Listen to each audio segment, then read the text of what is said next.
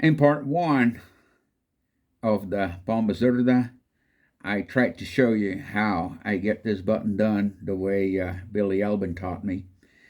And so now we're going to go for an interweave. I mean, we could still enlarge this if we wanted to with some extra bites, but I'm just going to start the interweave. And since the bomba zurda, like the name kind of says it itself, is more like a South American button, I'm going to do the gaucho interweave.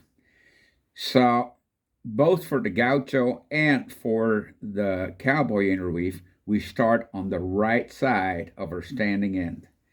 So this is my working end, and I'm going to come through on its right side like this. There we go. And I'm going to follow my standing end, do exactly what it did.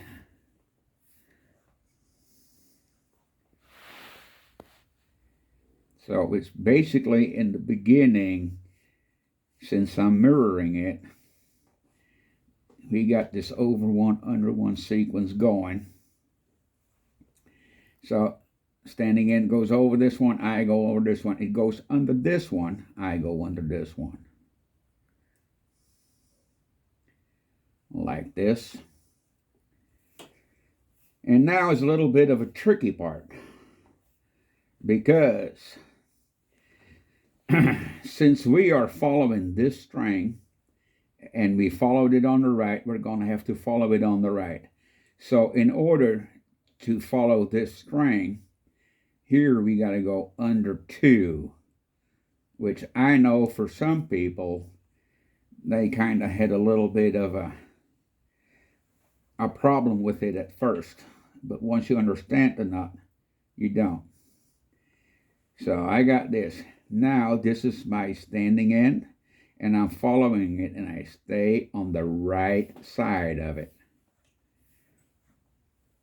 which means over one, and here we go under one.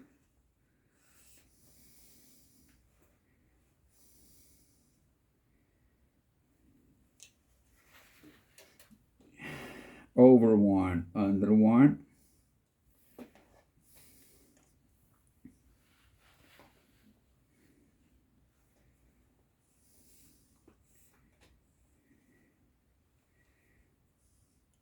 Here's another little trick that I learned from Pablo Lozano, is he always pulled this back a little bit that way. So we're following this string.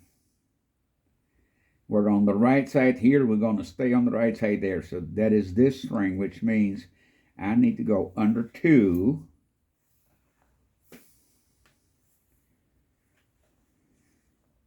To be on the right side of this string, to be able to do exactly what it does.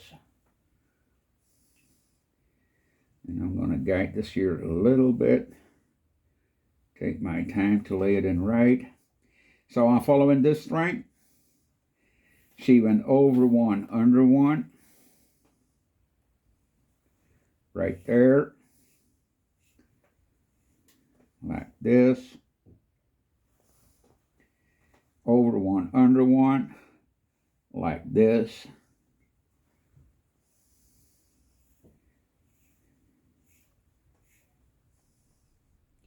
When we come out, now I got to go under 2 again, but it's really easy to do because I got a pair here, and I'm going to have to split that pair. And that's the only tricky part in the interweave of the bomba zurda with the the gaucho interweave.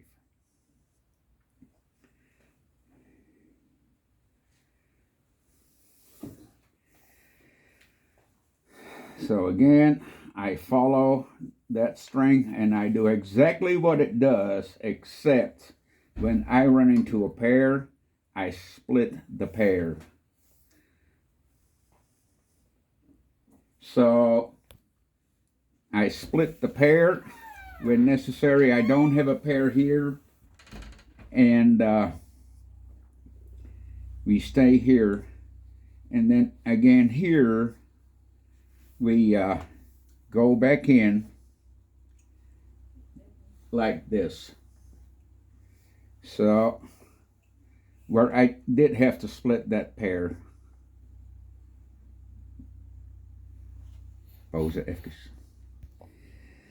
So again, we're here. We're going to have to follow this string. I'm splitting that pair, and I do exactly what that string does. In this case, being over 2, under 1. And try not to focus too much on the over how many, under how many. Just try to see the structure of the knot, which at this point, we're still following that one string, doing exactly the same as what it does. So we come out here, we go under here, and here we need to split that pair. But we're still following that string, and we're still staying on the right side of it. And here's another pair. So we're going to have to split that pair like this.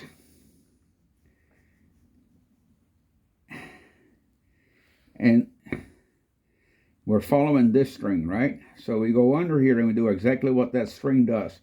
So basically, we got to go under 2 to come out exactly where the string that we're following comes out. This is the string. It goes here, over that one, under that one, and over the last one.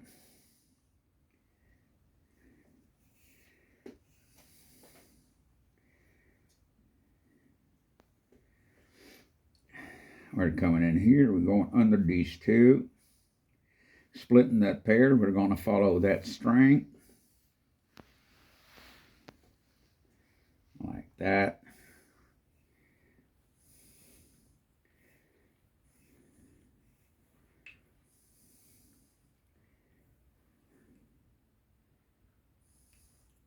And I'm always going to take my time here and make sure it lays in there pretty nice. So we got to split this pair and then come out next to the string we're following.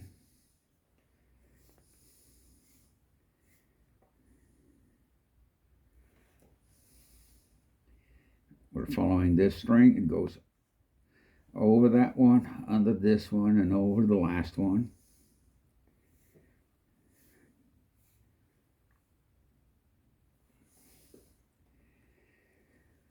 We're following this one and going up there. So again here, we're splitting that pair.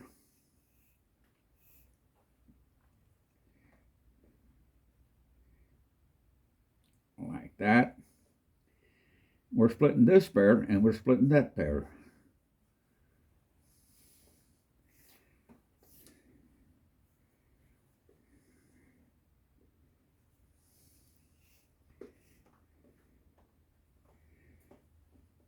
And we're following this one, but we have split this pair, so we got to follow it again, which means in this case we go over these 2, under that one, and over the last one.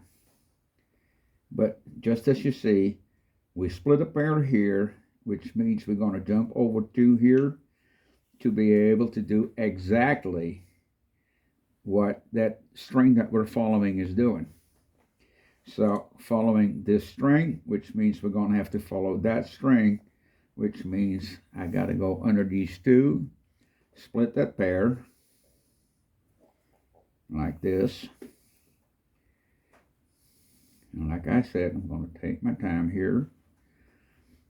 Going up, we got a pair here, we got a pair here, so split both pairs, which means go over 2, under 2 in this case, like that. I got to jump over these 2 in order to go in under the same string as the one on my left is going. Basically the one that I'm following, like right here.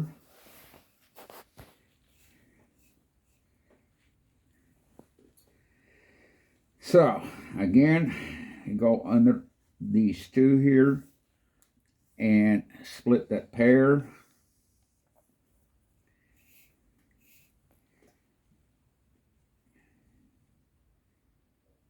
Like that. Over these two, split that pair. Under these two, split that pair. Like this.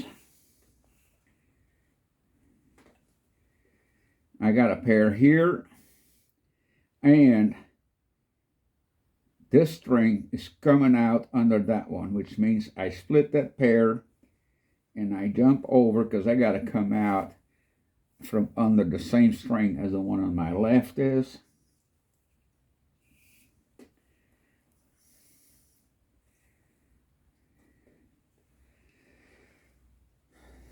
And up here again, under two to split that pair.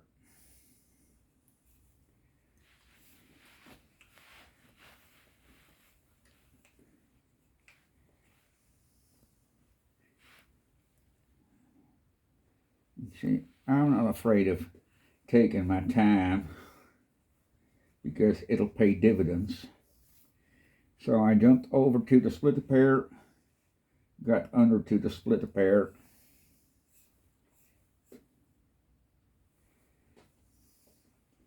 over to the split the pair, and now I got to go under two because the string that I'm following is going from underneath that string, so I need to come out from underneath that string.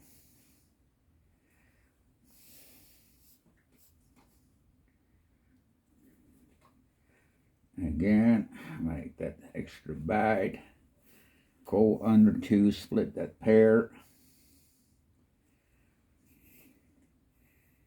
Now my button is tightening up pretty good, so I want to be extra careful here. There we go. So I'm going over two to split the pair, under two to split the pair.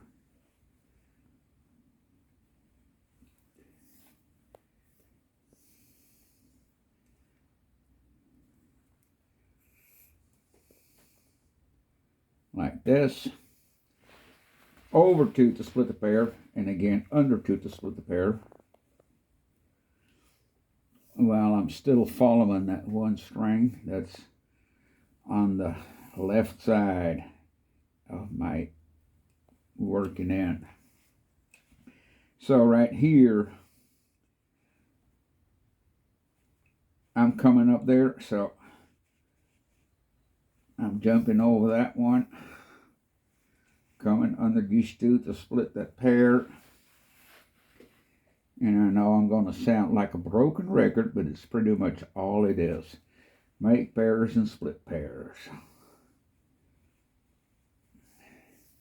There we go. Like that. And all I'm doing now is going up and split pair after pair after pair, both coming up, going down.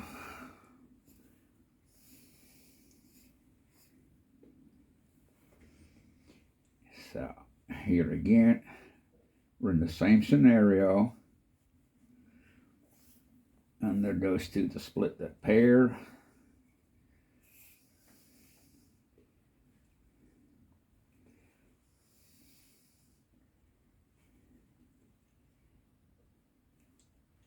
There we go. We got a pair here, we got a pair there. So all I need to do is split them.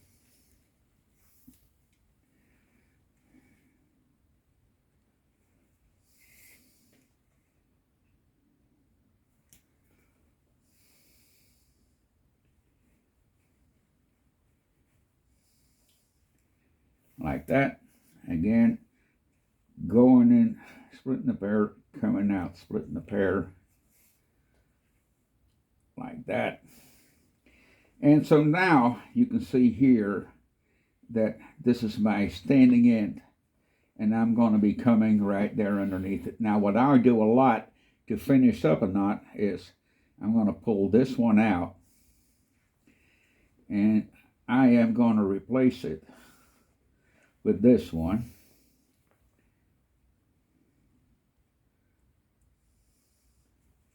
Like that. And then in order to make it easier to bury my ends, I'm going to go back another pass. I'm going to go back in through that same hole, splitting that pair, but go underneath at least 3, and if I can make it 4. So that's buried pretty good. And now here's that one pair where I pulled it out, and I'm going to go up and go at least under 3, but I can also take 4 or 5, whatever fits me the best and whatever my string allows.